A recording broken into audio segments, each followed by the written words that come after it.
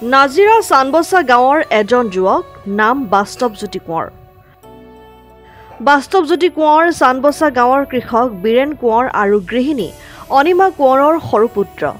সৰুৰে পৰা অমায়িক বাস্তৱে প্ৰাথমিক শিক্ষা আৰম্ভ কৰিছিল 826 নং মাউত প্ৰাথমিক বিদ্যালয়ত।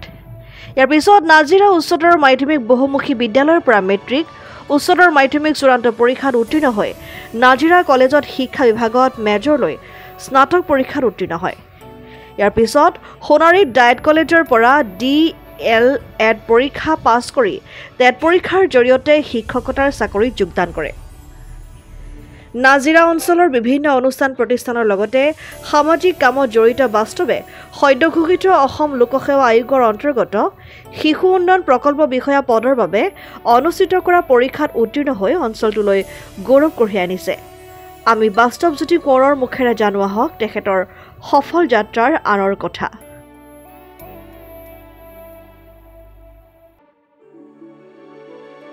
নমস্কাৰ, মোৰ নাম শ্ৰী বাস্তৱজ্যোতি কোঁৱৰ।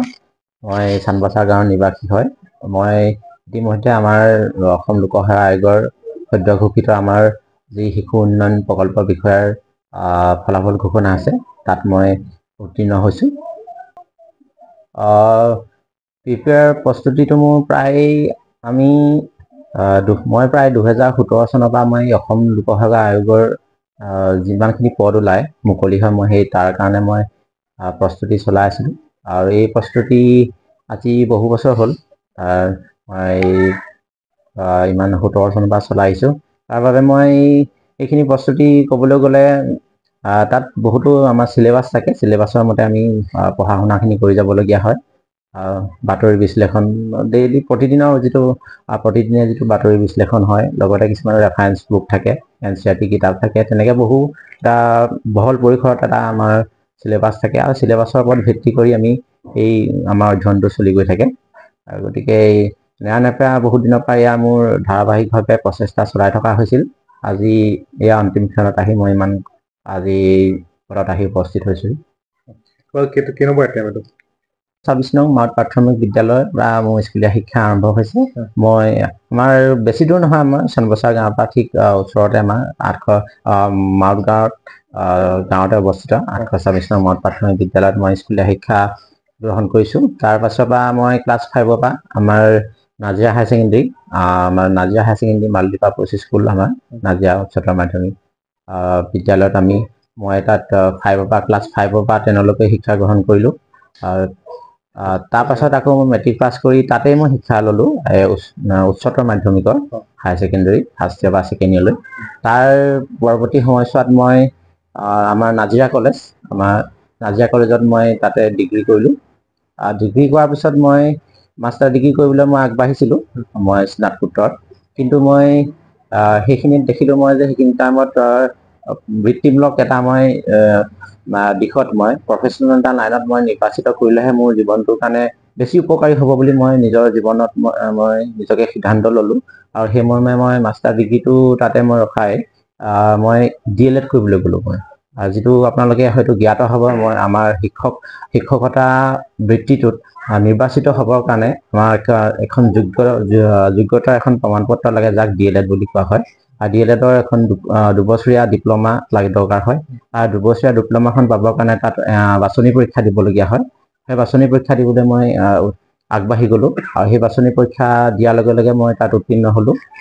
বাছনি পৰীক্ষাত উত্তীৰ্ণ হৈ মই ঠিক তেতিয়া মই তাত সোণাৰীত মই আমাৰ DLED যি ডায়েট আছে আমাৰ district institute of teacher training, তাত মই নামভৰ্তি হ'লোঁ। আৰু তেতিয়াই মই সেই সমান্তৰালভাৱে মই লোকসেৱা আয়োগৰ বাবে মই প্ৰচেষ্টা চলাই আছিলোঁ। এইফালে মই শিক্ষকৰ বাবে ট্ৰেইনিঙো কৰি আছিলোঁ আৰু সমান্তৰালভাৱে মই তেতিয়াৰ পৰাই যেতিয়া মই মেচিয়ৰ হৈছোঁ অসম লোকসেৱা আয়োগৰ বিষয়ে মই জানিব পাৰিছোঁ। আগতেতো মোৰ তেনেকৈ গাইড হিচাপে কোনো নাছিলে আৰু এই বিষয়ে মই জনাও নাছিলোঁ। খুব এটা সৰুৰ পৰা এটা হেঁপাহ আছিলে যে এজন ভাল প্ৰশাসনিক বিষয়া হোৱাৰ। কিন্তু দেখোঁ আৰু অলপ বিষয়াসকলক যেতিয়া মই দেখোঁ বিভিন্ন কাৰ্যালয়ত গ'লে খুব মোৰো মনত আছিলে, কিন্তু তেনেকৈ কোনো বা জানিব পৰাকৈ তেনেকৈ মোৰ নাছিলে কোনো। কিন্তু মই তাৰপৰা লাহে ধীৰে মই যেতিয়া বাহিৰৰ পৰিৱেশলৈ গ'লোঁ, অকণমান জানিব পাৰিলোঁ, তেতিয়া সেই সমান্তৰালভাৱে মই শিক্ষকৰ যিটো প্ৰশিক্ষণ লৈ আছিলোঁ মই সোণাৰীত, আৰু সমান্তৰালকৈ মই তেতিয়াই দিছিলোঁ মই তাৰ প্ৰাৰম্ভিক পৰ্যায়টো, প্ৰাৰম্ভিক পৰীক্ষাটো আমাৰ প্ৰিলিমছটো মই তাতে ক্লিয়াৰ হৈছিলে মোৰ। কিন্তু মই দুইটা সমান্তৰালভাৱে মোৰ চলাবলৈ অকণমান অসুবিধা হ'ল, গতিকে মই তাত বিফল হৈছোঁ দুবাৰ তিনিবাৰকৈ। কিন্তু এতিয়া সেই লাহে লাহে মই মনে বিচৰা মোৰ যিটো বিচাৰিছিলে এজন অসম লোকসেৱা আয়োগৰ এজন বিষয়া হোৱাৰ যিটো সপোন বা যিটো ভাল পোৱা মোৰ বিষয়, তাৰ মই এটা অংশ আহি আজি উপস্থিত হৈছোঁ বুলি মই নিজকে ভাবিছোঁ। এতিয়া প্ৰথম চাকৰি ক'ত জইনিং কৰিছিলা? শিক্ষকৰ চাকৰিটো মই 2021 টেটটো হৈছিলে 2019 চনত, আৰু এনেকৈ আকৌ এপইণ্টমেণ্ট দিওঁতে অকণমান পলম হৈ 2021 মাজতে কৰোণা আহিলে, ক'ভিড আহিলে। ক'ভিডে বহুতখিনি সময় আমাক স্থগিত কৰিবলগীয়া হ'ল। তাৰপৰা আমাৰ 2021 চনত 2021 চনৰ ফেব্ৰুৱাৰী 5 তাৰিখে মই শিক্ষক হিচাপে টেটৰ শিক্ষক হিচাপে নিযুক্তি লাভ কৰোঁ। আৰু সেয়া মোৰ এপইণ্টমেণ্টটো আছিলে গোৱালপাৰা, এডোখৰ দুধনৈ সমষ্টিৰ হ'ব, এডোখৰ দলগুমা বুলি কয়, বহতিশ্বৰ, নিউ বহতিশ্বৰ বুলি কয়। সেই নিউ বহতিশ্বৰলৈ সেয়া যাত্ৰা মনত পৰিলে বৰ বেলেগ এটা সুকীয়া অনুভূতি হয়। গতিকে সেই যাত্ৰাটো এতিয়াও মনত পৰে। মই চৰ অঞ্চলত পৰিছিলোঁ। মই তাতে আমাৰ মাইনৰিটি লোকসকল আছিলে। মই নদী পাৰ হৈ যাওঁ নাৱত, টুলুঙা নাও, টুলুং ফুটুংকে, মানে গতিকে তেনেকুৱা এটা অভিজ্ঞতা নাছিলে। কিন্তু যেতিয়া আমাৰ ইয়াৰ পৰা এনেকুৱা এটা পৰিসৰৰ পৰা গৈ তাত গৈ নাৱত টুলুং ফুটুংকে গৈছিলে, মানে জীৱনটো এনেকৈ টুলুং ফুটুং কৰি থকা সেনেকৈ গৈ আছিলোঁ। যেতিয়া কি হ'ব মোৰ, ধৰি লওক মই তেতিয়া প্ৰথম যেতিয়া সেই অনুভূতিখিনি মই পাইছোঁ, যিহেতু মই অকণমান তাত প্ৰকাশ কৰিছোঁ, এতিয়া মোৰ আমাৰ আৰ্থিক অৱস্থা সেইখিনি টাইমত অলপ বেলেগ আছিলে। গতিকে মই সেইখিনি টাইমত যেতিয়া দেখিছিলোঁ যে ব্ৰহ্মপুত্ৰৰ মাজেৰে মই টুলুঙা নাৱত পাৰ হৈ যাব লাগে, তাকো দলং বাঁহৰ মাজতে, গতিকে দুখন দলং, নাৱত দুবাৰ যাব লাগে, মোৰ সেইখিনি মুহূৰ্তত মানে অশ্ৰু বাগৰি আহিছে। মই যে এনেকুৱা এটা ডাঙৰ প্ৰত্যাহ্বান মই পাৰ কৰিব পাৰিম নে নোৱাৰিম, মই যাব পাৰিম নে নোৱাৰিম এনেকুৱা এটা যাত্ৰাৰ মাজেৰে মোৰ চাকৰিটো কৰিবলৈ যাবলৈ। গতিকে তথাপি কিন্তু মোৰ সুগে খুন্দা মাৰি ধৰিছে, আৰু সেইখিনি সময়ত সেই প্ৰত্যাহ্বানটো মই গ্ৰহণ কৰিবলৈ মোৰ বহুত সাহসৰ প্ৰয়োজন হৈছিলে। কিন্তু মই সেই সাহসকণ পাইছিলোঁ মোৰ পৰিয়ালৰ এই দৰিদ্ৰতাৰ পৰা। বহুতে কয় দৰিদ্ৰতা মানুহৰ অভিশাপ, মই কিন্তু দৰিদ্ৰতাক মই কেতিয়াও অভিশাপ হিচাপে লোৱা নাছিলোঁ। দৰিদ্ৰতা মোৰ প্ৰিয় বন্ধু আছিলে, আৰু সেই দৰিদ্ৰতাক লৈ মই আগুৱাই গৈছিলোঁ। মা দেউতাৰ চকুলৈ চাই, গতিকে মই সিদ্ধান্ত ল'লোঁ যে মই যিকোনো মুহূৰ্ততে, গতিকে মই সেইখিনি মুহূৰ্তত সেই মা দেউতাহঁতৰ মুখলৈ গৈছিলে, মানে জীৱনটো এনেকৈ টুলুং ফুটুং কৰি থকা সেনেকৈ গৈ আছিলোঁ। যেতিয়া কি হ'ব মোৰ, ধৰি লওক মই তেতিয়া প্ৰথম যেতিয়া সেই অনুভূতিখিনি মই পাইছোঁ, যিহেতু মই অকণমান তাত প্ৰকাশ কৰিছোঁ, এতিয়া মোৰ আমাৰ আৰ্থিক অৱস্থা সেইখিনি টাইমত অলপ বেলেগ আছিলে। গতিকে মই সেইখিনি টাইমত যেতিয়া দেখিছিলোঁ যে ব্ৰহ্মপুত্ৰৰ মাজেৰে মই টুলুঙা নাৱত পাৰ হৈ যাব লাগে, তাকো দলং বাঁহৰ মাজতে, গতিকে দুখন দলং, নাৱত দুবাৰ যাব লাগে, মোৰ সেইখিনি মুহূৰ্তত মানে অশ্ৰু বাগৰি আহিছে। মই যে এনেকুৱা এটা ডাঙৰ প্ৰত্যাহ্বান মই পাৰ কৰিব পাৰিম নে নোৱাৰিম, মই যাব পাৰিম নে নোৱাৰিম এনেকুৱা এটা যাত্ৰাৰ মাজেৰে মোৰ চাকৰিটো কৰিবলৈ যাবলৈ।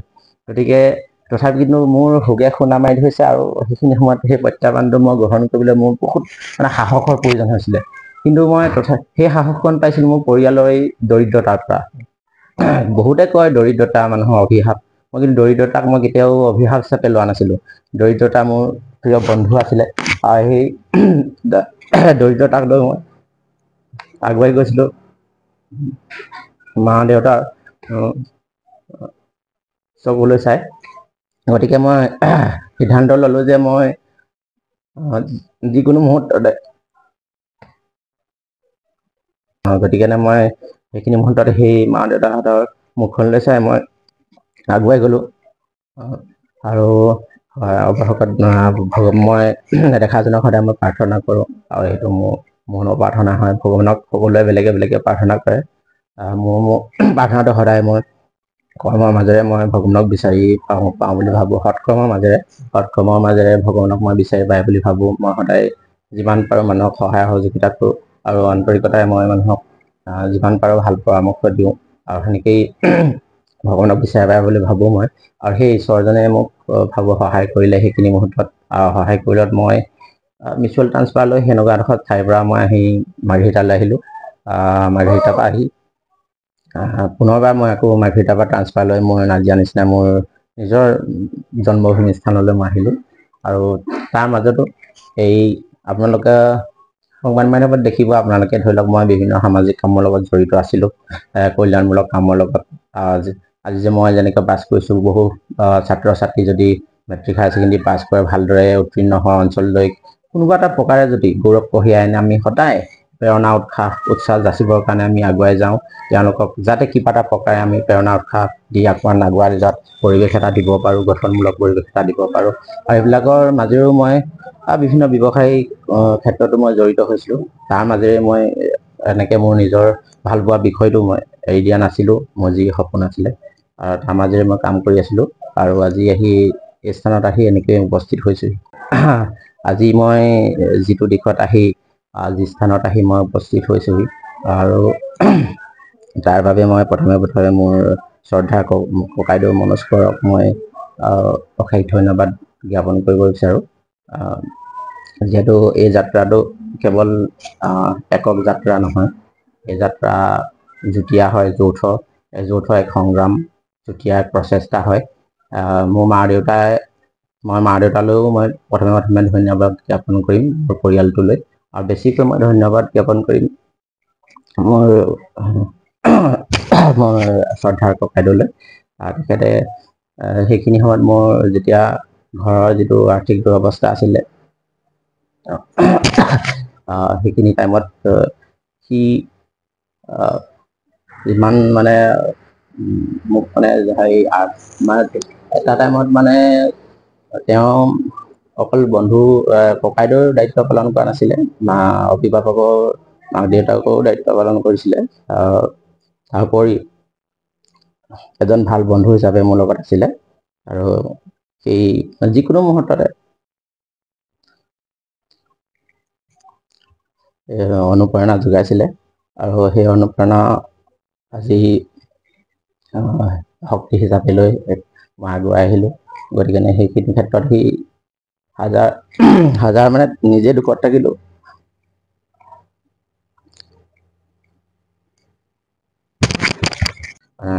সেইখিনি সময়ত মানে কি হ'ল, ককাইদেৱে সেইখিনি টাইমত নিজৰ ধুমুহা বিপৰ্যয়ৰ মাজতো নিজৰ হাঁহি মুখে মোক প্ৰেৰণা যোগাইছিলে। মই যেতিয়া মেইনছ দিবলৈ গৈছিলোঁ গুৱাহাটীত, সি তেতিয়া মোৰ লগতে গৈছিলে।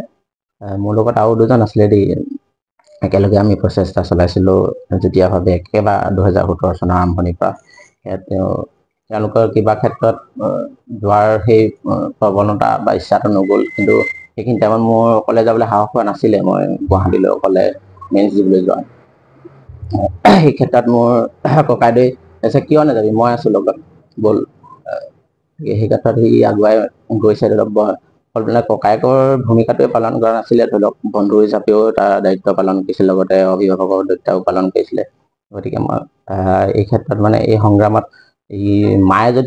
মায়ে দেউতাই যদি মই পঢ়ি থকা অৱস্থাত যদি কেনেবাকৈ মোৰ ভোক লাগিছে বা পিয়াহ লাগিছে বুলি যদি ভাত মুঠি যোগাৰ দিছে, আৰু কিতাপ পঢ়া টাইমত চাহৰ যোগাৰ দিছে, সেইটোত ভূমিকা পালন কৰিছে মাক দেউতাক হিচাপে।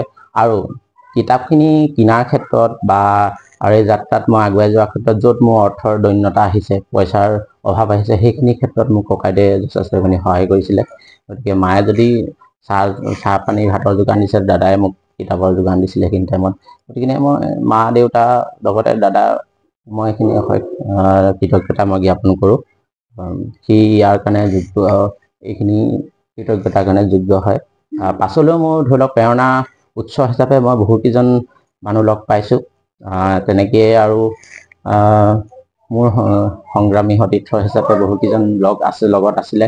জনাৰ্দন বৰা, এইফালে মানস জ্যোতি বৰুৱা, আৰু লগতে মোৰ এটা হ'বলগীয়া এগৰাকীও আছিলে মোৰ লগত একেলগে দিছে। তাইও মোক যথেষ্ট প্ৰেৰণা আগবঢ়ায় যে কিয় আপুনি নোৱাৰিব, পাৰিব, আপুনি আগুৱাই যাওক।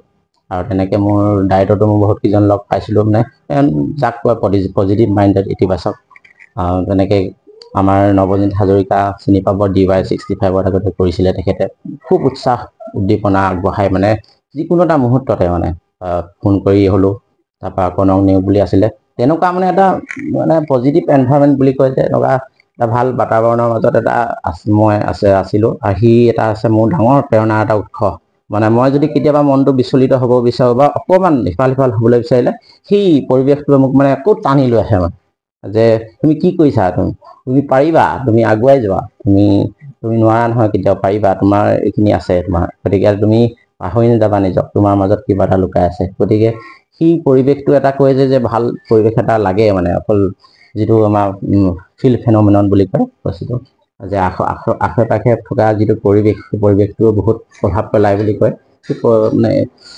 সেই পৰিৱেশটোৱে যথেষ্ট মোক আগুৱাই যোৱাত সহায় কৰিলে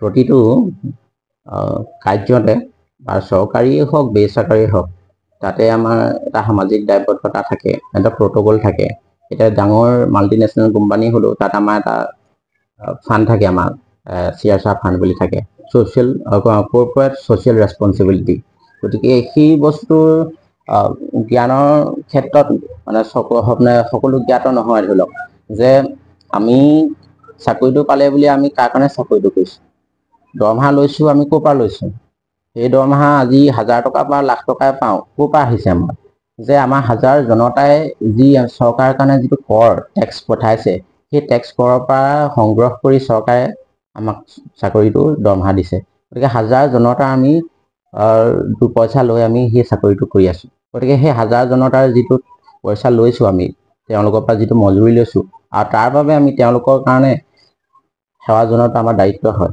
গতিকে যিকোনো এটা কোণতে আমি যিটো জনতাৰ কল্যাণৰ কাৰণে আমি আগুৱাই যোৱাটো মই আপোনাৰ কল্যাণৰ কাৰণে কাম কৰাটোৱে মোৰ প্ৰথম ধৰ্ম বুলি ভাবোঁ গতিকে সেইকাৰণে অঞ্চলত মানে আমি পৃথিৱীখন চেঞ্জ কৰিব নোৱাৰিব পাৰোঁ কিন্তু পৃথিৱীখনৰ যিটো কোণত আছোঁ আমি সেই কোণটোক যদি আমি চেঞ্জ কৰিব পাৰোঁ তেনেহ'লে আমি জীৱনত বহুত কিবা এটা কৰিব পাৰোঁ বুলি ভাবোঁ মই ধৰি লওক গতিকে গোটেই গাঁওখন কৰিব নোৱাৰিলেও গাঁৱৰ যদি এটা কোনো যদি মই পৰিৱৰ্তন কৰিব পাৰিছোঁ বা ইতিবাচক দেশত মই আগুৱাই লৈ যাব পাৰিছোঁ মোৰ অৰিহণাত যদি কোনোবা দুটা হাঁহিব শিকিছে সফল হ'বলৈ শিকিছে মা দেউতাকৰ মুখত হাঁহি বিৰিঙাব পাৰিছে গতিকে মই ভাবোঁ সেই কৰ্মই মোৰ আটাইতকৈ শ্ৰেষ্ঠ ধৰ্ম মই তেনেকৈ ভাবোঁ গতিকে মই সেই দায়বদ্ধতা আগৰ পৰা পালন কৰি আহিছোঁ মই ভাবোঁ এতিয়াও যি চৰকাৰী দৰমহা পাম সেই দৰমহা মই ৰাইজৰ পৰা লৈছোঁ বুলি ভাবোঁ মই কেতিয়াও মই বেলেগৰ পৰা লৈছোঁ বুলি ভবা নাই আৰু নাভাবোঁ মই যে ৰাইজে মোক দৰমহাটো দিছে গতিকে ৰাইজৰ কাৰণে মই কাম কৰিব লাগিব মই তেনেকৈ ভাবোঁ তাত মই এজন শিক্ষকে আছিলোঁ এতিয়াও বৰ্তমান শিক্ষকৰ পৰা এতিয়া বেলেগ এটা পৰ্যায়লৈ নতুন যাত্ৰা এটা আৰম্ভ কৰিম গতিকে তাৰ মাজত মই যথেষ্ট অভিজ্ঞতা হৈছে আজি 4 বছৰ 5 বছৰ মই যি অভিজ্ঞতা পালোঁ গতিকে শিক্ষকৰ যিটো আমাৰ দায়িত্ব কৰণীয় সেই কৰণীয়ৰ পৰা ধৰি লওক মই সকলোকে কথা নকওঁ একাংশ বিচলিত হৈছে গতিকে সেই মানে দুখটো কেৱল আমাৰ এইটো নকওঁ যে অকল শিক্ষকৰে বুলি কিছুমান তাৰ মাজতো বহুত ইফাল সিফাল লুকাই আছে বহু কথা গতিকে তাৰ মাজতে আমাৰ শিক্ষকো একাংশ এচামৰ দুখ আছে ধৰি লওক নিজৰ কৰণীয় কৰ্তব্যখিনি সময়মতে আপোনালোকে দেখিব অকণমান ইফাল সিফাল হয় গতিকে মানে এই ক্ষেত্ৰত অকণমান জটিল হয় ক'বলৈ কথাখিনি কিন্তু মই ভাবোঁ কি সকলোৰে গাতে অলপ ইফাল সিফালকৈ মানে সকলোৰে গাতে অলপ সেই দুখটো আছে গতিকে অনীহাটো আহিছে আমাৰ চৰকাৰে লাহেকৈ আমাৰ বহুখিনি সুবিধা দিছে আৰু সেই সুবিধাখিনিৰ কাৰণে আমাৰ যথেষ্টখিনি আমাৰ মানে যিটো আন্তঃগাঁথনি হয় আন্তঃগাঁথনিৰ কাৰণে আৰু ছাত্ৰ ছাত্ৰীৰ এটা নতুন আমাৰ যিটো NEP আহিছে নিউ এডুকেশ্যন পলিচি আহিছে নিউ এডুকেশ্যন পলিচিৰ মতে শিশুসকলৰ যিবিলাক ৰুচি অভিৰুচি সেইমতে শিক্ষা ব্যৱস্থাটো আগুৱাই লৈ যাবৰ কাৰণে এটা যিটো শিশুকেন্দ্ৰিক শিক্ষা সেইটো আগুৱাই লৈ যাবৰ কাৰণে নতুন এটা পদ্ধতি আৰম্ভ কৰিছে নতুন এখন শিক্ষা আঁচনি আৰম্ভ কৰিছে সেই শিক্ষা আঁচনিটোৰ এটা সময়ৰ এটা গেপ আহি পৰিছে সেই আগৰ যিসকল প্ৰজন্মৰ শিক্ষক আছিলে আৰু নতুন প্ৰজন্মৰ শিক্ষকৰ মাজত এটা অকণমান গেপ এটা আছে গতিকে সেই যিসকলে আগতে বেছিক ট্ৰেইনিঙত লৈছিলে ছমহীয়া এটা প্ৰশিক্ষণ লৈছিলে সেই প্ৰশিক্ষণে মই ভাবোঁ এই NEPৰ যিটো শিক্ষা সেই শিক্ষাটো মানে তেওঁক বুজি পোৱাকে বা চলাই লৈ যাব পৰাকে কাৰ্যকৰী কৰিব পৰাকে মানে মানে তেওঁলোকক অকণমান এটা মানে গেপ এটা ৰাখিছে বুলি ভাবোঁ। গতিকে চৰকাৰেও এই ক্ষেত্ৰত পদক্ষেপ লৈছে। মই ভাবোঁ সেই পদক্ষেপবিলাকে ভৱিষ্যতে কাৰ্যকৰী কৰিব। যেনেকৈ আমাৰ নিপুণ ভাৰত, নিপুণ অসম, সেই তেনেকুৱা কাৰ্যসূচীবিলাক অহৰহ প্ৰশিক্ষণ দি আছে। সেই প্ৰশিক্ষণে মই ভাবোঁ এই যিটো এটা ব্যৱধান আছে শিক্ষকসকলৰ মাজত, যে নতুন মানে আমাৰ যিটো NEP আছে তাত কাৰ্যকৰী কৰাৰ ক্ষেত্ৰত মানে সেই প্ৰশিক্ষণসকলে যিসকলে ভালদৰে কৰিব পৰা নাই, বুজি পোৱা নাই, তেওঁলোকক আগুৱাই লৈ যাব বুলি মই আশাবাদী হৈছোঁ মানে। আৰু মই যিহেতু মই নিজেও ট্ৰেইনিং দিছিলোঁ, মই এজন ৰিচোৰ্চ পাৰ্চন হিচাপে। তাত মই বহু কথা দেখিছোঁ যে বহুত নতুন কনচেপ্টত আহিছে। যে আমাৰ আইনষ্টাইনে যেনেকৈ কৈছিলে যে হাতীক আমাৰ গছত উঠাবলৈ শিকালে নহ'ব, আমি গৰুক গছত উঠাবলৈ শিকালে নহ'ব, বান্দৰক আমি মাংস খোৱালে নহ'ব। মানে যাৰ যিটো প্ৰয়োজন হয় ৰুচি অভিৰুচিৰ মতে আমি ছাত্ৰ ছাত্ৰীসকলক মানে আগুৱাই লৈ যাব। শিক্ষক এজন জাষ্ট ফেচিলেটৰ, মেণ্টৰ, এজন গাইড। মানে শিক্ষকে জীৱনটো শিশুৰ নিৰ্ধাৰণ কৰিলে নহ'ব, শিশুৰ প্ৰয়োজন মতে তেওঁ এজন সুবিধাহে দিব পাৰিব লাগে। গতিকে সেই কনচেপ্টটো আহিবৰ কাৰণে এটা সময় দৰকাৰ হৈছে। গতিকে সেই সময়টো মই ভাবোঁ সেইসকলে বুজি পাব লাহেকৈ যে যুৱ শৃংখলতাৰ মানে ব্যাগুম প্ৰভাৱ নপৰা নহয়, আমি দেখিছোঁ, আপোনালোকেও দেখিছে। গতিকে আমাৰ নাইট কালচাৰটো বেছি হৈছে ল'ৰা ছোৱালীবিলাকৰ। দিনটো লাগিলে যিসকলে বহুত মেৰিটাছ ল'ৰা আছে, মই নকওঁ, বহুত মানে আপোনাৰ প্ৰতিভাপন্ন ল'ৰা আছে, কিন্তু সেই প্ৰতিভাসমূহ তেওঁলোকে বেলেগ এটা ৰাস্তাত বেলেগ এটা প্ৰভাৱ পৰি তেওঁলোকে এই নিজৰ প্ৰতিভাখিনিক মানে ক'ত আছে, ক'ত ব্যৱহাৰ কৰিব লাগে, বা নিজে মোৰ প্ৰতিভাৰ ভিতৰত কি সোমাই আছে, সুপ্ত প্ৰতিভাখিনিক চিনি পোৱা নাই। হু এম আই, মই কোন হয় চিনি পোৱা নাই। গতিকে মই ভাবোঁ মানুহৰ এই যিটো আমাৰ আধ্যাত্মিকতাৰো কিছু প্ৰয়োজনীয়তা আছে। আমাৰ ঈশ্বৰ, কোনোবাই আল্লাহ কয়, কোনোবাই ভগৱান কয়, এই ঈশ্বৰজনকো মানুহে মানে সময়ত আৰাধনা কৰিব লাগে। আৰু যিটো আমাৰ ধ্যান প্ৰণায়াম ময়ো কৰোঁ, মোৰ লগত আৰু লগৰ কেইজন মই ৰাতিপুৱা কেতিয়াবা দৌৰিবলৈ যায়, ময়ো যাওঁ ৰাতিপুৱা দৌৰিব। ৰাতিপুৱা যদি মই কেতিয়াবা সময় নাপাওঁ, মই সন্ধিয়া হ'লে মই সদায় দৌৰোঁ। যিখিনি আমাৰ এক্সাৰচাইজ কৰিব লাগে, ধ্যান প্ৰণায়াম এক্সাৰচাইজ, পোচাপ কৰা, সেইখিনি মই কৰোঁ। সেই যিটো এক্সাৰচাইজ, ব্যায়াম, শাৰীৰিক ব্যায়াম চৰ্চাই মানুহৰ যিটো অকণমান যে কেতিয়াবা এই মন গ'লেই যে কোনোবাই ৰাতি হৈ গৈ মই কিবা এটা খাই দিওঁ, মোৰ যে মানে মই মনটো ভাল লাগিবলৈ বুলি কিবা এটা খাই দিয়ে, কিবা গোট খাকে খালে বা কিবা পনীয়া দ্ৰব্যকে খালে, সেই মনটো মানে নিয়ন্ত্ৰণ কৰি ৰাখে। মানে ধ্যান প্ৰণায়াম যিটো এক্সাৰচাইজ এটা মানে এটা সুস্থ মানসিক মানে এটা সবল মানসিক অৱস্থালৈ মানে পৰিৱৰ্তন কৰে। মানে মনটো একদম গঠনাত্মক কৰি তোলে। মই যদি কেতিয়াবা মোৰ এক্সাৰচাইজৰ পৰা মই এটা বিৰতি লওঁ, তেতিয়া মোৰ মানে এলাহ ভাৱ এটা আহে যে মোৰ এই বিচনাখনতে পৰি থাকোঁ, মোবাইলটো পিটিকি চাই থাকোঁ, এই পঢ়িবলৈ মন নহয়। তেতিয়া মোৰ মনতে মোৰ মানে যিহেতু সেই বিষয়টোৰ প্ৰতি এটা অগাধ প্ৰেম, ভাল পোৱা এটা আছে।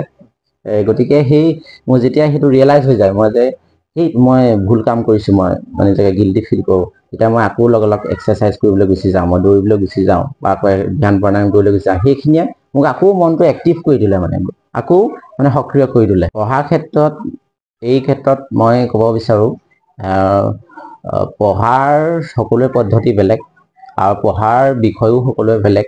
সকলোৱে মই অলপ আগত কৈছিলোঁ যে শিশুৰ যিটো শিক্ষা চাইল্ড চেণ্ট্ৰিক, এই বস্তুটো খুব পঢ়াৰ এটা প্ৰয়োজনীয়তা আছে। পঢ়াৰ বিষয়টো মেইনকৈ আছে ভালপোৱা, প্ৰেম দুভাগে হ'ব পাৰে। প্ৰেম কাৰোবাৰ ছোৱালীৰ লগত হ'ব পাৰে, আৰু প্ৰেম কাৰোবাৰ নিজেই যিটো কামৰ যিটো প্ৰেম, দুভাগে হ'ব পাৰে। গতিকে সেই নিজেই যদি মানে মই কোনটো কামক প্ৰেম কৰোঁ, মই কোনটো কামক ভাল পাওঁ, মোৰ ভাল পোৱাটো ক'ত আছে, মোৰ কামৰ ভাল পোৱাটো, সেইটো যদি নিৰ্বাচন কৰি ল'ব পাৰে, মোৰ মানে হু এম আই, মই কোনটো কাম কৰি ভাল পাওঁ, এই যেতিয়া নিৰ্বাচিত কামটোক শুদ্ধ দিশত, শুদ্ধ পথত নিৰ্বাচিত কৰিবলৈ শিকিব, আৰু তাক যেতিয়াই ভাল পাবলৈ শিকিব, তাকে শুদ্ধভাৱে যেতিয়া নিৰ্বাচিত কৰি ল'ব সেই কামটো, নিজে ভাল পোৱা কামটো, সি কেতিয়াও এৰিব নোৱাৰে। কাৰণ কেলৈ তাৰ লগত ব্ৰেকআপ কেতিয়াও নহয়, কাৰণ কেলৈ প্ৰেমৰ লগত কেতিয়াও ব্ৰেকআপ কৰিবলৈ নিবিচাৰে। গতিকে সেই বিষয়টো যেতিয়া ভাল পাব আৰু ভাল পোৱাৰ বিষয়টো বাছি ল'ব, নেপেৰাকে সি লাগিয়ে থাকিব নোপোৱালৈকে। যেনেকৈ প্ৰেমক বিচ্ছেদ কৰিবলৈ নিবিচাৰে, তেনেকৈ বস্তুটো লাগিয়ে থাকিব। গতিকে এই ক্ষেত্ৰত মানুহৰ অত্যাধিক ধৈৰ্য, একাগ্ৰতা দৃঢ়তা আৰু কামৰ যিটো ধাৰাবাহিকতা ৰখি দিলে নহ'ব। এই বস্তুটো ছাত্ৰ ছাত্ৰীসকলে যিসকলে চেষ্টা কৰি আছে জানিব যে আমি লুডুগুটি খেলোঁ, লুডুগুটিত যেনেকৈ খেলোঁ, লুডুগুটিত আমি 1ৰ পৰা গৈ গৈ গৈ গৈ যাম 109 পাওঁতে 99 ঘৰত আমাক যেতিয়া খুটি দিলে সাপটোৱে, আমি পুৰকৈ তললৈ গুচি আহিলোঁ। তললৈ গুচি আহিলে প্ৰিলিমছ যিটো প্ৰাৰম্ভিক পৰ্যায়ত আমাৰ আৰম্ভ হয়, আমি গৈ মেইনছ পাই মেলি ইণ্টাৰভিউ পালোগৈ। যেতিয়া আকৌ কোনোবাই ভাইভত ফেইল হৈ গ'ল, আকৌ প্ৰিলিমছৰ পৰা আৰম্ভ কৰিব লাগে। গতিকে এই বস্তুটো সঁচাকৈ ধাৰাবাহিকতা জীয়াই ৰাখিব লাগে যিকোনো ক্ষেত্ৰতে। আমি যদি পঢ়াটো যদি আমি এবছৰ এটা চিলেবাছ থাকে, আমি আমাৰ এটা প্ৰস্তুতি থাকে, তাৰ মাজতে আমি যদি এই বিয়া সকাম খাই বা অন্যান্য বিভিন্ন কাৰণত যদি আমি এই বিচ্ছিন্নতা মানে ধাৰাবাহিকতাটো আঁতৰাই দিওঁ, এসপ্তাহ যদি আমি নপঢ়োঁ, এমাহ নপঢ়াই দিওঁ, কথাটো একেই হৈ যায়। গতিকে সেই ধাৰাবাহিকতা, দৃঢ়তা, একতা এইখিনি মানুহক খুব অত্যন্ত প্ৰয়োজনীয়। কেৰিয়াৰ কাউন্সেলিংটো এনেকুৱা হয়, এতিয়া কেৰিয়াৰ কাউন্সেলিংটো আমি চাবলৈ গ'লে মোৰ খুব প্ৰয়োজনীয়তা আছিলে সেইখিনি সময়ত, কিন্তু আমি তেনেকুৱা কেৰিয়াৰ কাউন্সিলৰ হিচাপে কাকো নাপালোঁ। আৰু গতিকে সেইখিনি আমি নিজেই মেচিয়ৰিটি হৈ লাহে লাহে দেখিছোঁ, মানে যিটো বাস্তৱ ছবিখন দেখিলোঁ, গতিকে সেইভাগেই নিজে শিকিলোঁ। কিন্তু এই ক্ষেত্ৰত আমি এতিয়া নিজে বুজিলোঁ কাৰণে কিন্তু খুব প্ৰয়োজনীয়তা আছে কেৰিয়াৰ কাউন্সেলিং। যেতিয়া ছাত্ৰ ছাত্ৰীসকলে যেতিয়া তেওঁলোকে এই স্নাতক কৰি বা স্নাতকোত্তৰ কৰি বা কোনোবাই বিভিন্ন শাখাত আহি নিজৰ ডিগ্ৰী লৈ, প্ৰফেচনেল ডিগ্ৰী লৈ, জেনেৰেল ডিগ্ৰী লৈ অহাৰ পিছত তেওঁলোকে যেতিয়া যিখন কাৰ্যক্ষেত্ৰলৈ নামিব, সেই নামাৰ ক্ষেত্ৰত তেওঁলোকে কোনটো দিশত আগুৱাই গ'লে তেওঁৰ একদম বেষ্ট অফ দ্য বেষ্ট দিব পাৰিব, তেওঁ আৰু নিজৰ মানে identity best of the best নিজকে এক্সপ্ৰেছ কৰিব পাৰিব, আৰু কোনটো দিশত গ'লে তেওঁৰ প্ৰতিভাটোৱে মানে টানি লৈ যাব। এই বস্তুটোৰ কাৰণে কাউন্সিলৰ খুব প্ৰয়োজন হয়। গতিকে কিছুমান ক্ষেত্ৰত ছাত্ৰ ছাত্ৰীসকল পাছ কৰি অহাৰ পাছত খুব নিৰাশা হৈ থাকে, কাৰণ কেলৈ তেওঁলোকে নিজৰ ৰাস্তা বিচাৰি নাপায়, মই কি কৰিম কি নকৰিম। গতিকে এই ক্ষেত্ৰত তেওঁলোকক মানে খুব নিজক কেতিয়াবা চিনি পাবলৈও দিগদাৰ হয়। গতিকে সেইখিনি ক্ষেত্ৰত প্ৰেৰণা উৎসাহ যোগাবৰ কাৰণে আৰু এটা ৰাস্তা দেখাবৰ কাৰণে এজন পথ প্ৰদৰ্শকৰ খুব প্ৰয়োজন হয়। গতিকে মই ভাবোঁ সেই কাউন্সিলৰ আজিকালি ছিষ্টেমটো আছে, গতিকে এইটো প্ৰয়োজনীয়তা অনুভৱ কৰোঁ মই আছে।